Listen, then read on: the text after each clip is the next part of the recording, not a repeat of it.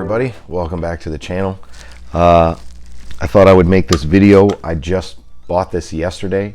This is supposedly a 2020 Gibson SG. I got it from Guitar Center, which I don't normally buy guitars from Guitar Center, just because I just don't.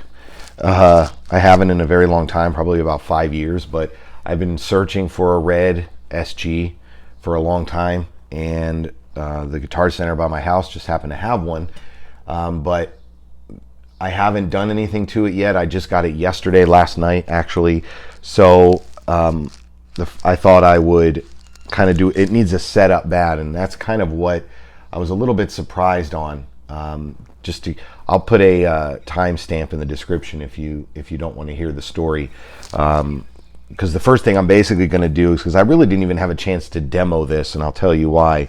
The only reason I bought it is because of Guitar Center's return policy.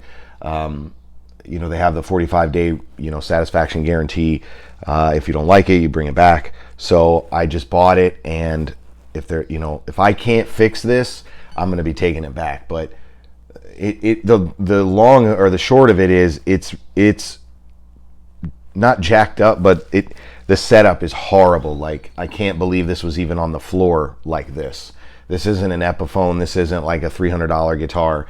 I won't tell you how much I paid for it, but it's a Gibson SG, and it's not like a tribute or anything. It's like a regular one. So I was pretty shocked when I grabbed this off the wall and I went to play it. There was so many people in Guitar Center. It was Saturday. There was so many people in the Guitar Center yesterday, and there was some teenagers in there. They were just playing like the worst rendition of Slayer riffs that you've ever heard. And again, we've all been there. I was a teenager doing the same thing, but the thing about it is, it was so loud I couldn't even hear this at all. So, but I knew there was a ton of buzzing on it. I mean, I don't know if you'll even be able to see on camera, but the notes are buzzing.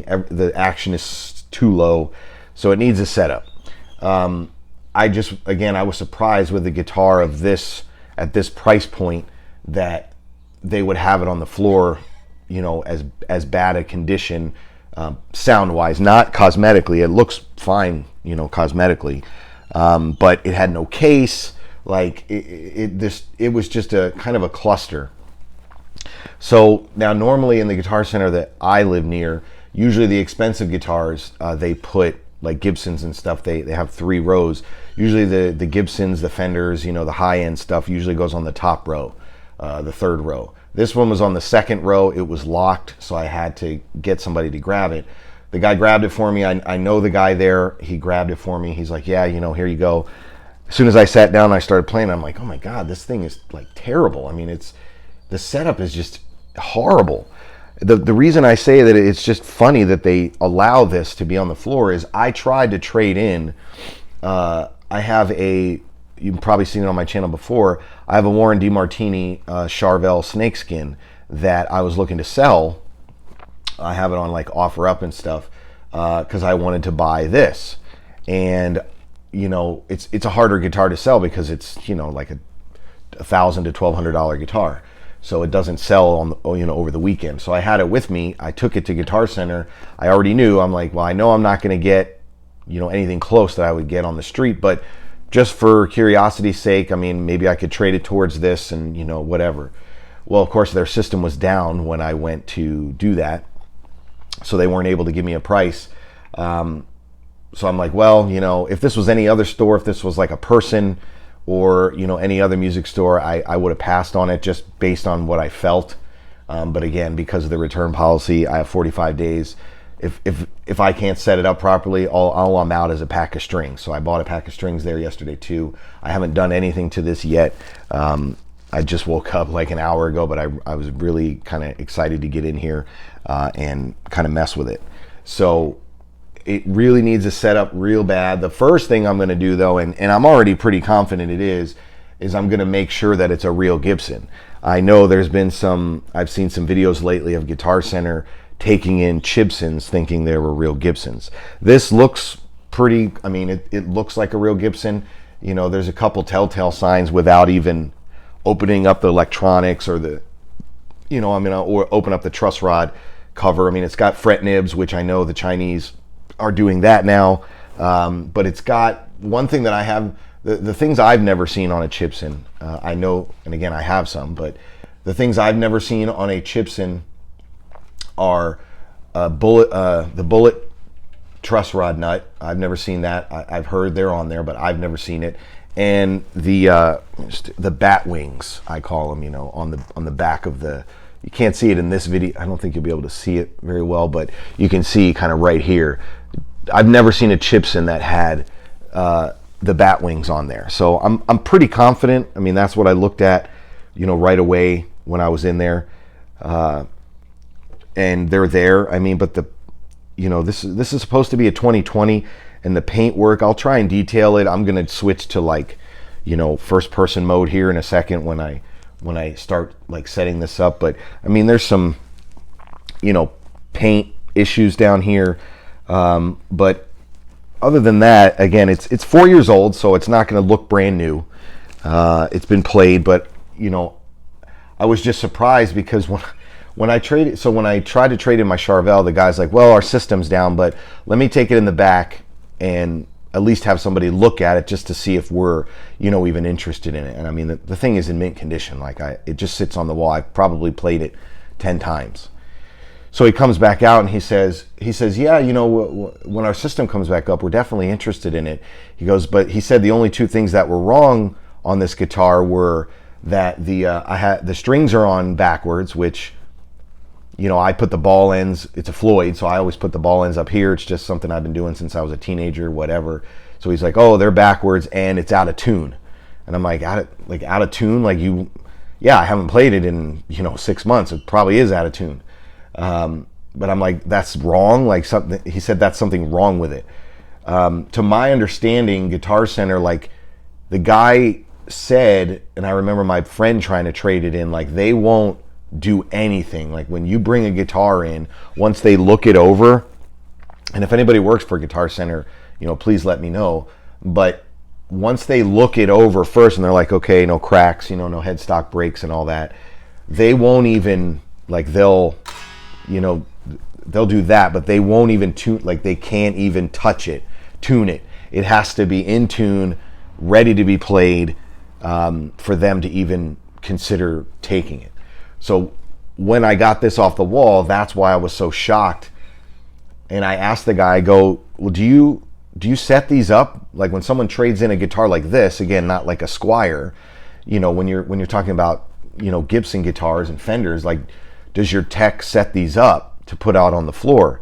And he said, if a guitar needs a setup, now this is like the manager guy, he said, if a guitar needs a setup, I charge the customer who's trading it in. Like, say, for example, hey, I'd give you $500 for this, but because we're going to have to set it up, new strings and all that, I'm going to have to take $50 off because, you know, the labor for the tech and all that, which is understandable, then that's fine.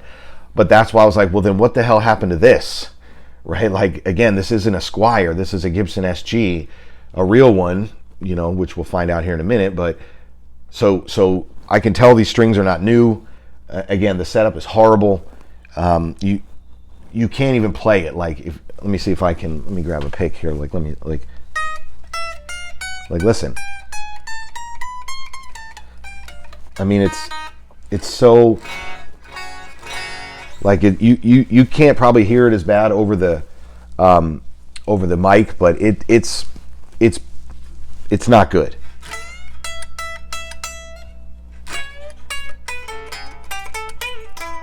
Now, it's not tuned. I didn't tune it up or anything yet. Again, like I said, I just got it, but I just was surprised. Now, you know, in all fairness, again, because it was hanging on the second shelf, you know, one theory, I mean, kids, you could easily reach it with your hand. You couldn't take it off the hook because of the lock, but you could easily reach it, you know, so there could have been kids going by, you know, messing with the wheel here, just turning it at random, you know, who knows. But I'm going to look at the specs and everything. I got my little table out here, so I'm going to attempt to set this up today and see what, you know, if I'm going to keep it or not. Let me look at that here. Yeah, see, I'm just kind of inspecting it now. I haven't really got a chance. I didn't really go over it with a fine-tooth comb simply because, again, the return policy. Had this been a regular music store, I would have done a lot more detail, and made sure. I mean, the neck looks super straight on it. Like when I'm looking down it, I mean, there's like no relief at all. I'll get my gauges out here in a minute. So when I bought, and especially if I was buying this off a person, I would have gutted this whole thing like right in front of the person. Normally when I do, like when I bought my Les Paul off a guy, I took the strings off. Like I bought him a new set of strings. I asked him, does he know what strings were on there? That's usually what I do with high-end guitars. I said, hey, what kind of strings do you have on there? And he said 10 to 46. So I brought him a new pack of strings because that's only fair. If I'm going to take it apart and look and make sure everything is legit, I'm not going to be like, okay, if I don't buy it, now he don't have no strings on there. So that's kind of a jerk move. So I brought him a new pack of strings, and I'll usually put the strings on because, again, it's only fair. So when I bought my Les Paul off a guy about 4 years ago, I did the same thing. I took all the strings off. I removed the pickups. I removed the cavity, and I looked to make sure it's a Gibson everywhere or something, that indicated it was real. So I'm going to do the same thing with this. Now, the good thing is it has strings on here. So before I take it off, and I can tell, I mean, this fretboard is just it probably looks dark on here, but it's just not, it's not dark at all. It looks very, very dry. Again, I live in the southwest of the United States, and it's very, very dry here. So I think this needs a little bit. When I take the strings off after I verify everything and I do a setup, I will oil it up. But yeah, I mean, again, for its age, 4 years old, there's no dents, there's no scratches or anything that I can see. And another way to tell is the Gibson numbers. They're embossed. They're stamped into the wood. They're not. It's not a marker or whatever whatever they use in China. I forget. So I mean, the bat wings is a good sign. The stamped serial number is a good sign. I haven't taken the truss rod cover off yet, which I will here, and I'll show that on camera. The fret nibs is a good sign, and the bridge. I mean, again, I'm 99% sure it's a Gibson. The cool thing is it's super light. I mean, it's got a little bit of a chunky neck, but this body, like I have an Epiphone SG right here, and that's heavier than this, which is kind of cool. So like I said, I have all the stuff needed, but I just wanted to kind of give you a backstory. The other thing I was surprised at is that it had no case. Even the guy who sold it to me, he wasn't the guy who took it on trade. He looked it up in the computer. I think they'd had this one for about 2 months, I want to say, because in my area they have the date on there that says you can't buy, if it's used, you can't buy this until X date because of the police hold and all that stuff. So that was like in March, towards the end of March. So that means it was, 45 days before that. So that puts it sometime in February. So they've probably had this for about 2 months, I think, somewhere around there. So again, 2 months sitting on a rack, having people play it. Who knows what the hell somebody did. So I'm not necessarily blaming Guitar Center 100% for this thing not being, what it should be.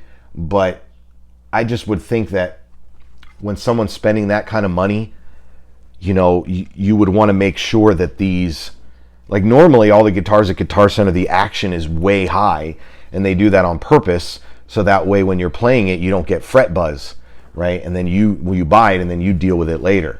If you adjust the action, you're like, oh, it's buzzing. Well, at the store, they usually put the action out higher so it doesn't buzz on you. You have the nice, playing experience. But I would think for guitars of this stature, maybe, and I know they have to pay a tech to do it, but you would think like once a week or once every 2 weeks or something, they would go through at least the, let's say, $800 plus guitar range maybe, and just, I don't know. There's probably too much labor cost involved in that. But anyway, so that's the story of it. But the case, I was shocked. Even the guy looked in the system. He's like, wait, this doesn't have a case? He's like, I can't believe we took this in without a case. So I don't know who the guy who bought it. I don't know him. My friend didn't buy this one. it didn't come with anything. It just came with the guitar. No case, no paperwork, no wrench, no nothing. Luckily, of course, I have all that stuff here. I don't have a case for an SG, which I have another friend at another music store who gave me a case to a guitar that I don't need, so I'm going to see if maybe I can swap it for an SG case if he has one, because I really don't want to carry this around in a gig bag. So so that's the story here. I'm going to switch to, you know, first person mode here, and we're going to kind of examine this thing. All right, so we're back here. Go ahead and get started on this thing. Got it on the bench. First thing I want to do is kind of take a look at the measurements of this thing. Got some of the, before I go opening anything up, I wanted to kind of see what I'm starting with here. Looks like, okay, so I'm just gonna measure the strings just to kind of see. It looks like we're at about 46, so I'm believing these are 10s on here probably. So that's good to know. I will be putting 9s on here. 9s are good enough for Angus Young, so they are good enough for me. I do use 10s when I'm drop tuned E flat. This guitar will be in standard tuning, so I will not be using 10s. I'm going to start with the old, I think I saw it a couple years ago when you're doing guitar stuff. They recommend the train method, TRAIN, so truss rod, action, intonation, and nut. So I'm going to go ahead and measure this thing here. I mean, again, it's it's pretty low. Let's see what we got. Apologize for the angle. I mean, I got this little device. Hopefully it works okay. So I'm going to just go ahead and we'll go with the 17th fret on this one, and there's literally, let's see if you can see that. There's literally no, like, nothing. Yeah, so it definitely is a little bit too straight. Now the Gibson specs that I saw, I mean, there are no, you know, it's all player feel and all that stuff. I know they say, you know, adjust it until you hear buzzing, then move it. But somewhere in the 7 to 10 thousandths of an inch is kind of where I like to live. This is not going to be a shredder guitar, like it's not a Charvel or a, you know, anything like that. So I don't need it super low. Oh, let me get forgot to get my little metal cup for screws and stuff. I'll take this off here.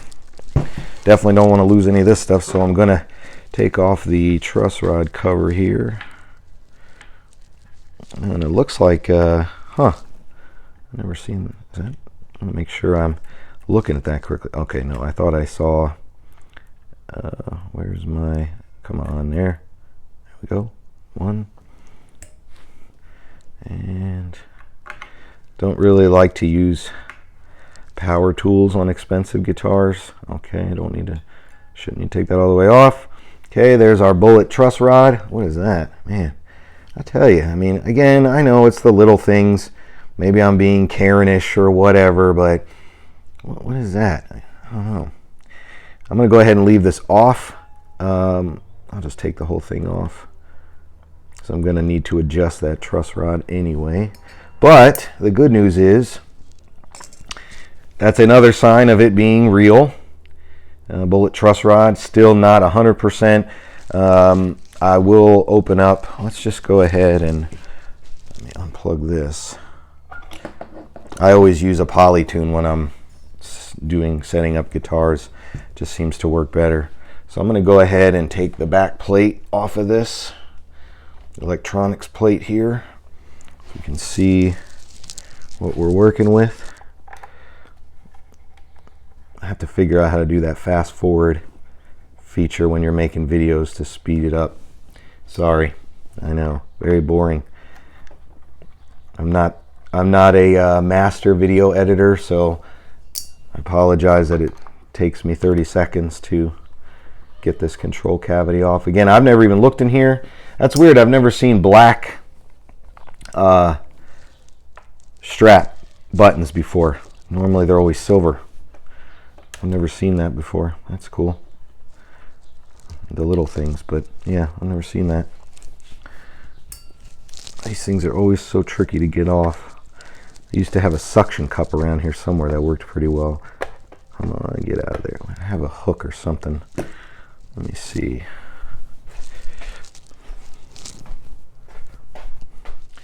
All right, I found my little suction cup tool here that I use to get these back plates off. So many guitars that I've owned over the years are all chipped right here from people like sticking screwdrivers in there. So in case you're curious what this is, it came from a light bulb, those halogen light bulbs that are like recessed into the wall. You can't usually turn them with your hands, so you need a suction cup to do it. I found this thing works pretty well. I just hold the bottom, push it on there, and then it, boom, comes right off. So there we go. All right, let's have a look. Let's see. Okay, well, yeah. I mean, that's definitely Gibson. Cool. Got some interesting stuff happening in there. Okay, cool. Well, again, good to know. I like I said, based on some of the stuff that I saw, I was pretty confident that it was real, but never hurts to double check. Again, if I was buying this from a regular music store or a person, this is stuff that I would do in front of them. You know, some people don't know they have a fake, or they do and they're just trying to, you know, scam you. I did have one guy try to sell me a real Gibson a couple years ago, and it was a, you know, it was a Les Paul. It was like a, what was it? It was a Sunburst Les Paul. It was supposed to be like a, you know, 59 reissue or whatever the hell they call it. That thing was fake as hell. So this might serve as a good video on how to spot fake ones. So we already looked at one. The truss rod nut. Again, I know those Chinese folks are getting pretty crafty with the fakes, but there's some stuff they just won't do because it's a little bit too costly and time consuming. So number one thing I would do is look at the truss rod nut. Number two is I would open up the electronics, do all the stuff that you can before you have to remove any pickups. Here's what I was talking about. Look for the bat wings. It's kind of hard to see in this light. Let me see if I can focus that. Okay, you can kind of see the transition right here. It's two pieces of wood. These two pieces of wood are glued on. You can see right here, basically. See how it's two different kinds of wood, or they're two different grains. If you don't see that, now that's going to be tough to see if you have a black guitar. You won't be able to see that as good, or you might not see it at all. Look for a scarf joint, obviously. If you see any of that, that's not a good sign. So we got truss rod, we got bullet truss rod, bat wings, electronics. Let's flip this back over here. The other thing to look for, you know, obviously bridge. If it's got a, you know, turnstile bridge like an Epiphone where it has screws in there. Let me refocus here. There we go. Right here, you know, if it has like screw that you can turn it, obviously that's not a real Gibson. Fret nibs, but I know they're getting pretty crafty with that.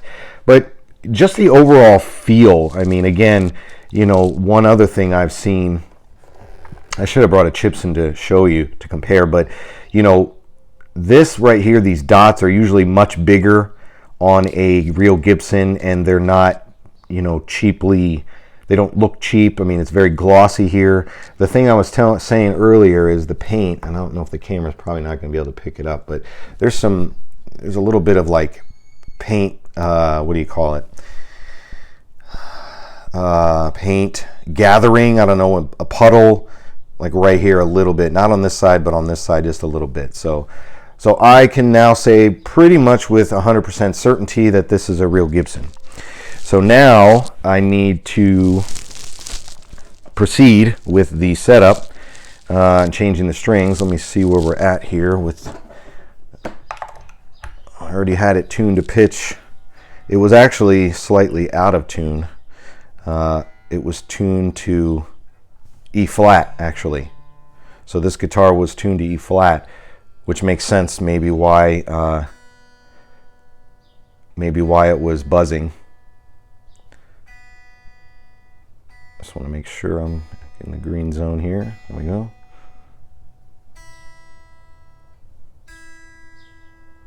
Really like this Polytune thing. I just got it about a week ago. Works really well. Okay. So now I already know it's a little bit on the tight side of things. So I'm going to grab, again, they didn't give me a wrench. I don't have a Gibson wrench, but I do have this one that I got off of Amazon that works really, really well. So I'm just going to slip this in here, and I need to go, because it is too tight, it is too straight. So I'm going that way, left, righty tighty, lefty loosey. Move it just a quarter turn right there. Let's see what happens. Retune it. I mean, I know some people say you can already see it went out a little bit. Let me move this camera. You know, they say loosen the strings. I mean, I've never really had an issue. If I'm turning it a tiny bit. I probably should loosen the strings, but oh well. Let's see. Now, this is pretty boring stuff, but this is not stuff you can't do yourself. Like, I think, you know, this is where what they call opportunity cost comes into play, right? You can do all this yourself. I've seen a bunch of channels. They say, well, you know, you should learn how to work on your own guitar, which you absolutely should. But there is an opportunity cost, right? Like, you'll pay somebody, I don't know what a setup costs now, $80 or something like that. So the question is, would you rather spend the $80? Is that worth your time? Could you be doing something else that's, you know, while you drop your guitar off? Is it worth $80 to you, basically? So let's see where we're at here. Let me get my feeler gauge set up. Now I have this one is 7 thousandths, so let's see where we're at on this. Let's see what we did here. Let's just see. Oh yeah, it definitely did something.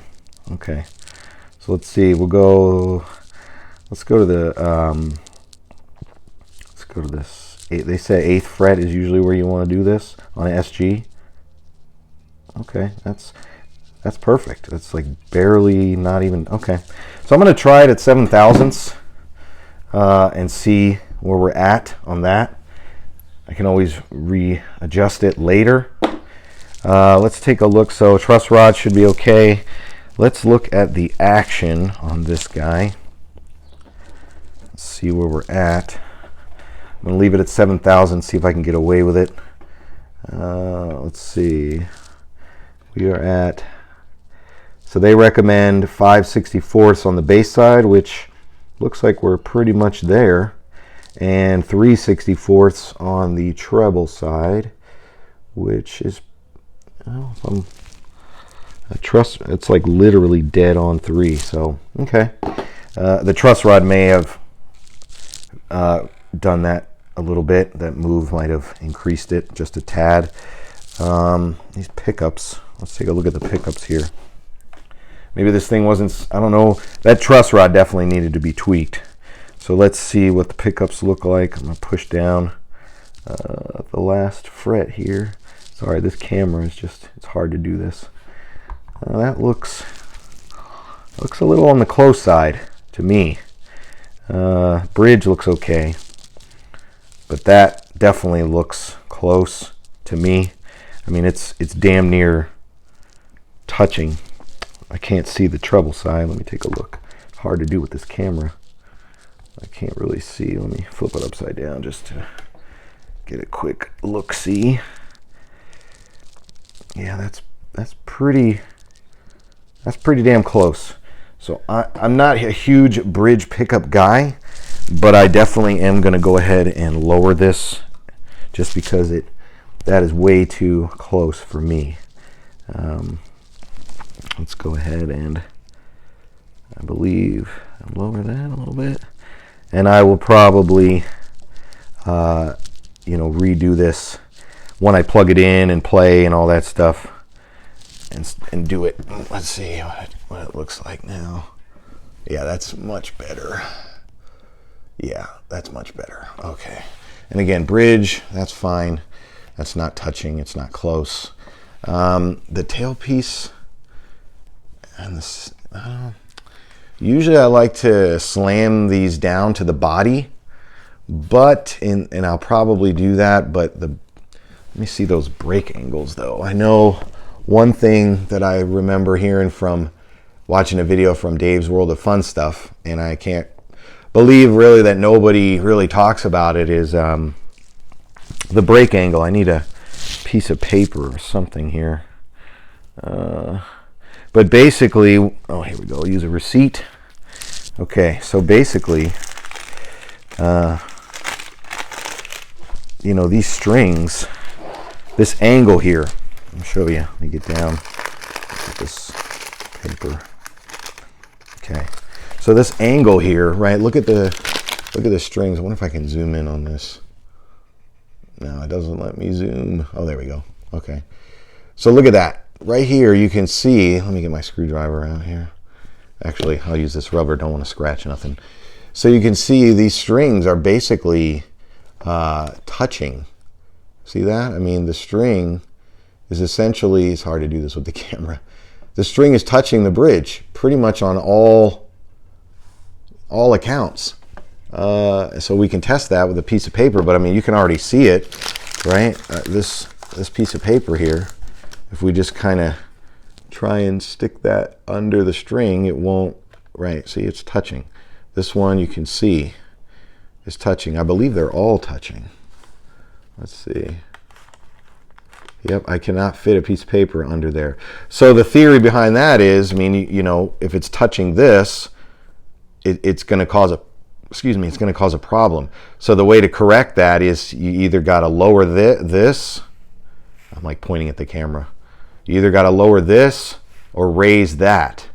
That's really the only way that I know to fix that. So I may have to raise that bridge, or I'm sorry, the tailpiece, in order to correct that. I mean, because you got basically two metal pieces touching each other here. Now there is a way to fix that by top wrapping. So I've top wrapped my Les Paul. I don't know if I want to top wrap the SG. I may just raise the tailpiece to do that. But I don't know, what do you guys think? What's your, if you see this, or does this not even matter to you? I'll probably just put strings on it and see what happens, and see if it's, you know, what it sounds like. But yeah, I mean, because you can already see this is raised. It's already been raised. It's not flat to the body. So if I lower this more, this brake angle is going to increase, which I will say, you know, when this is not as sharp of an angle, it is much easier to bend, and things like that. So I might just go ahead and raise that tailpiece until I don't see strings touching it. But that's interesting. All right, so I went ahead and took the strings off here. You can see here's the bridge. Not sure what advanced plating. I don't know if this is a Gibson tailpiece or not. I really don't. I don't know what it's. I thought it would say something else on the bottom. Here is the bridge. Let me go up a little bit. I don't want to make sure nothing falls out if there's anything in there. Again, I don't know what Gibson bridge is. I thought it would say something under here. It says API under there, but that's what I'm working with here. I'm not going to bore you with, so you can see, take a look at this fretboard and these frets. They're very dull and just not good looking at all, very dull. So I am going to polish these and oil up the fretboard. I won't bore you with those details. So the next cut will be when that is done. All right, it is all polished and oiled up. I didn't want to, again, bore you with the details. If you just kind of click the 10-second back button or whatever, you can see the difference. But I can definitely notice a huge difference. Those frets were super dull. So I polished them up and put some oil on the fretboard. Looks a lot better. I'm going to go ahead and restring it now. Again, I won't bore you with the details of that. All right, so everything is done. New strings are on. Frets are polished, fretboard's oiled, everything's good, truss rod, all of it. So I'm on my Helix. Here is some clean sounds. I'm on the bridge pickup right now. These pickups are definitely hot. This is like 2 right here.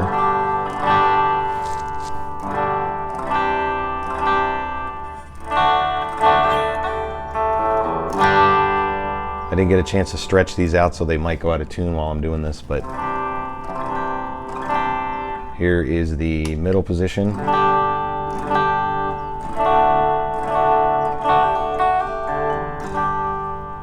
And the neck.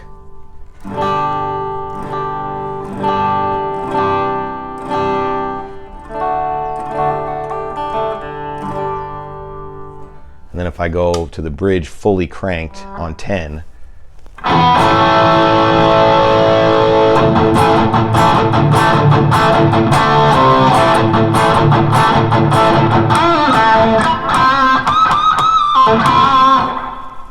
pretty hot pickups. Let me crank it off a little bit, maybe around 5.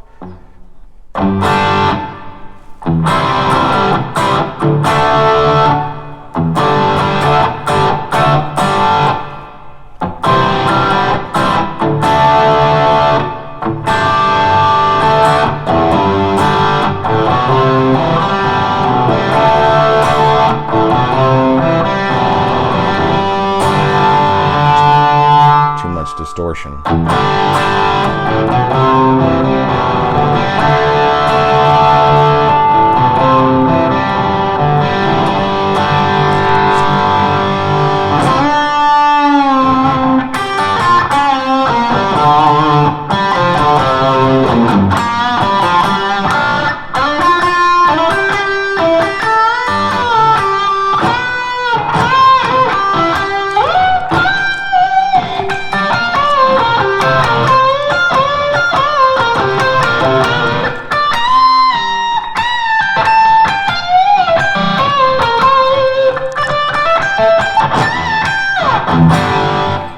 Butchered that solo, but you get the idea. So that's it. Overall, I'm pretty happy with it. I think I got to test these pickups, see what the output is, because man, they are hot. Could be some of the tone I have, but this is supposed to be the tone, my classic tone as I call it. But these things are definitely, I mean, even that bridge with it pushed all the way down flat, you know, pretty much against the body.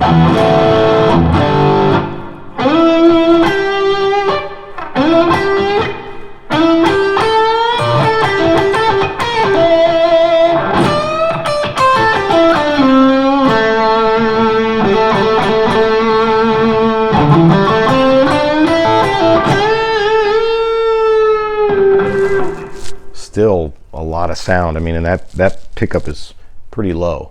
So thanks for watching.